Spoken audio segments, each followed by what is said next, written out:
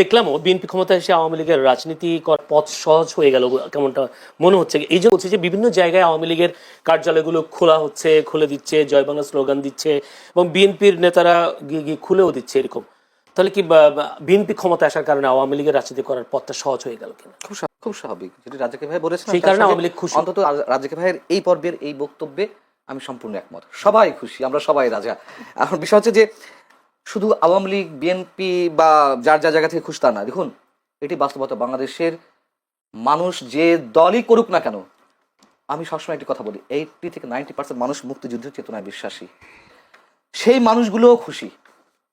মানুষের মধ্যে তো একটা আতঙ্ক ছিল, একটা আশঙ্কা ছিল, অথবা আর একটা অংশের মধ্যে আশাবাদ ছিল জামাত ক্ষমতায় চলে আসছে। ম্যাটিকুলাস ডিজাইন দিয়ে হোক, সেটা ইঞ্জিনিয়ারিং করে হোক বা মেকানিজম করে হোক, জামাত ক্ষমতায় চলে, অথবা ভোটের মাধ্যমে। মনে করেন যে কোনো কোনো একটা অংশ তারা বলছে ভোটের মাধ্যমে জামাত চলে আসবে, তারা ঠিকই বলছিল, আবার আতঙ্কেও ছিল।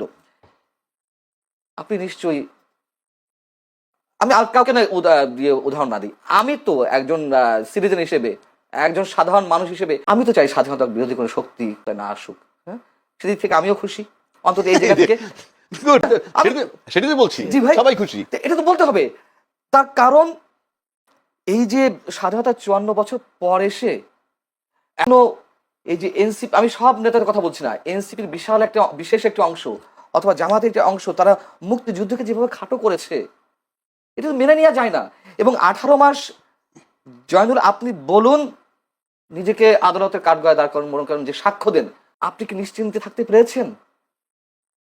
মানুষের জীবনের নাভিশ্বাস উঠেছে নিরাপত্তার দিক থেকে।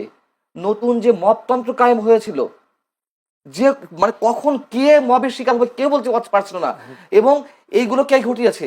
সবাই মিলেমিশে ঘটিয়েছে। জামাত ঘটিয়েছে, বিএনপি লোকেরা ঘটিয়েছে, এনসিপি ঘটিয়েছে। কি আশা করেন মবতন্ত্র হবে কি হবে না? কমবে তো বটেই, কমবে বটেই, মানে একেবারে যে বন্ধ হয়ে যাবে রাতে তা না, তবে অবশ্যই কমবে এবং একটা সময় বন্ধও হবে, এটুকু আশা করি। এবং তারেক রহমান যে আশাবাদ মানুষের মনে জাগাচ্ছে, মানে আমি তো প্রথমে বলেছি, ব্রুট মেজরিটি অবশ্যই খারাপ দৃষ্টান্ত হয়ে আছে যুগে যুগে। এবারও যে খারাপ হবে তা বলা যায় না, তবে আমরা আশা করতে পারি। তিনি তারা সব বিরোধী দলের নেতাদের বাসায় গিয়ে গিয়ে দেখা করছেন, নতুন সংস্কৃতি, অবশ্যই এটা ভালো উদ্যোগ। এবং আওয়ামী লীগের রাজনৈতিক কার্যালয় আপনি খোলার কথা বলেছেন, এটা তো আসার কথা। দেখুন, এটা তো বাস্তবতা। আওয়ামী লীগের নেতা কর্মীরা যারা অন্যায় করেছে, অপরাধ করেছে, চুরি করেছে, বাটপারি করেছে, গুম করেছে, খুন করেছে, তাদের সবার বিচার আমরা চাই। কিন্তু একটা ইনস্টিটিউশন কেন বন্ধ রাখতে হবে, যেটা রাজীব ভাই প্রথমে বলছিলেন? তো স্বাভাবিক আমরা চাই। এবং এই যে টকশোতে যারা আসেন, তাদের এই অংশটাকে বাদ দিন প্লিজ। ওই যে উত্তপ্ত কথাবার্তা বলে, মানে ঝগড়াঝাটি বাধায় দেয়, এবং ওই যে ইনফ্লুয়েন্সিয়াল কথাবার্তা বলে নেগেটিভলি, বাংলাদেশের রাজনীতি নষ্ট হওয়ার পিছনে এই একটা অংশ কিন্তু দায়ী। গণমাধ্যম যেমন দায়ী, এটাও দায়ী। চাই প্রতিদ্বন্দ্বিতা থাকুক, প্রতিহিংসা না থাকুক। আর একটা প্রশ্ন, সেটা হচ্ছে, আপনি নিজেই বলেছেন জামায়াত মুক্তিযুদ্ধ বিরোধী একটা শক্তি আসুক ক্ষমতা, এটা আপনিও চান না, দেশের মানুষও চায়নি, কিন্তু ভোটের দিক হিসাব করলে জামায়াতের বেশ উত্থান হয়েছে। সেই উত্থানটাকে আপনি কিভাবে দেখছেন? বা উত্থানকে আরো বাড়বে নাকি কমবে বিএনপির এই প্রশাসনিক তার দক্ষতার জন্য? কি মনে হয় আপনার? এটা একটা ভ্যালিড কোশ্চেন যে জামাত আরো এগিয়ে যাবে কিনা। আমার মনে হয় জামাত একই সর্বশেষ সুযোগ ছিল আমার ধারণা মতে, মানে ফোরকাস্টিং এর জায়গাতেও 23 গুণ উত্থান হয়েছে।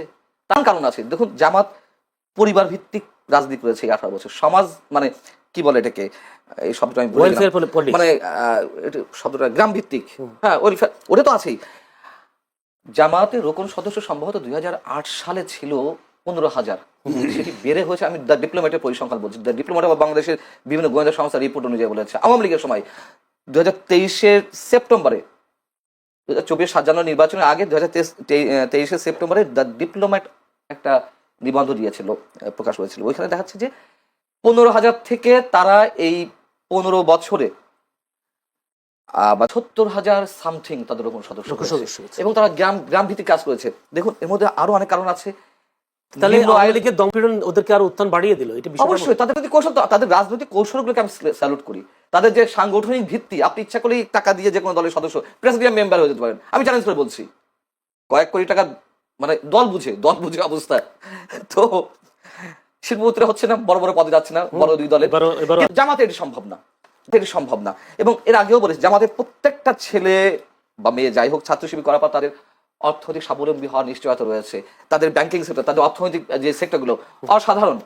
যে দলে যেমন টাকার অভাব হয় না, চাঁদাবাজি করতে হয় না, ঠিক একইভাবে যারা শিবির করে আসে, ছাত্র সংগঠন করে আসে, তার চাকরি বাকরি অভাব হবে না। এদিক থেকে জামাতের রাজনৈতিক কৌশল অতুলনীয়, অভাবনীয়, অনেকটা কমিউনিস্ট পার্টি টাইপের, আগে যেমন কমিউনিস্ট পার্টি যে প্র্যাকটিসটা করতো।